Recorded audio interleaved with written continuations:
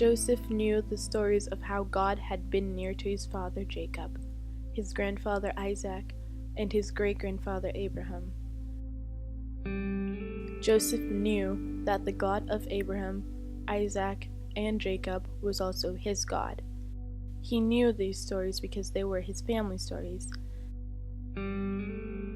They had been marked by standing stones, markers of God's provision.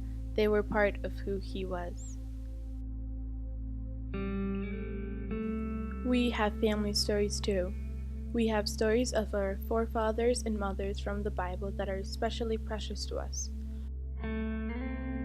But besides those, we have stories from our brothers and sisters here in this congregation. Stories of faith told with vulnerability and honesty by people in our church family, providing insight and perspective on a life of faithfulness. And hearing those stories helps us remember, as Joseph remembered, that our God is faithful.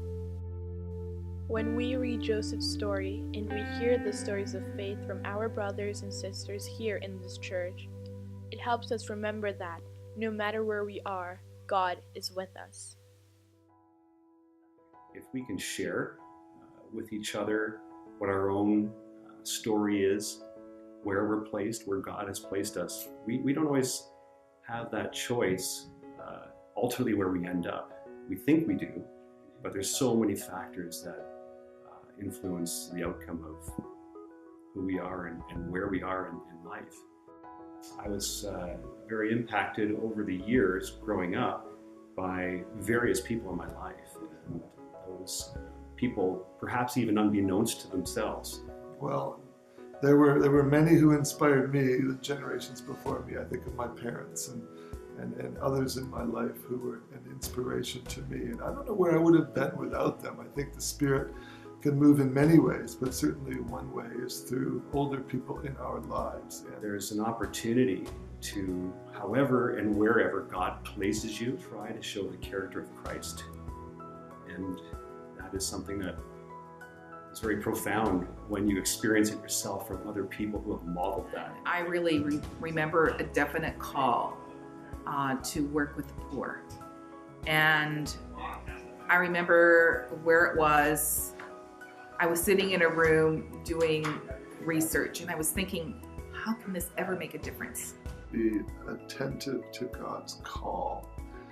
And part of that is just being aware of how the Lord has gifted you and using those gifts and directing your passions back to Him because they came from Him.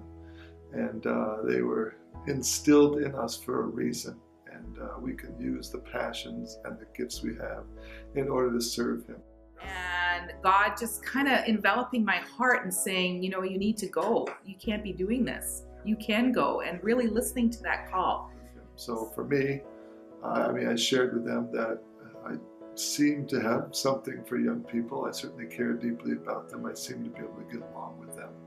And I realized that early on, and it's something that has been a blessing for me to follow and pursue through my career.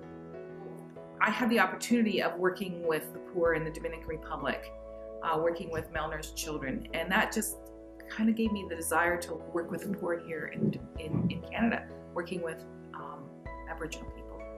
So it was very exciting to me how God uses one experience to build on another. And working with the Aboriginal people here caused me to want to go and learn about Indigenous people in Honduras, and I worked there for six months.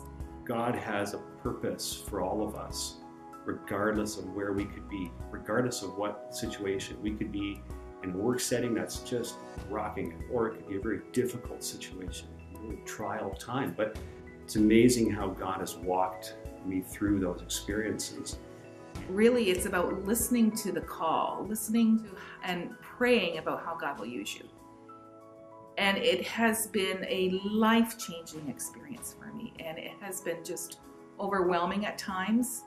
But God uses the weak. I'm just the weakest person, and how He can transform somebody with His grace and with His courage. I think all of us in our own way can do that.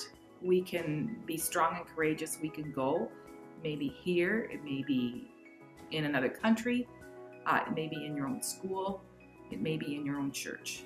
And God's simply telling you to be strong and courageous.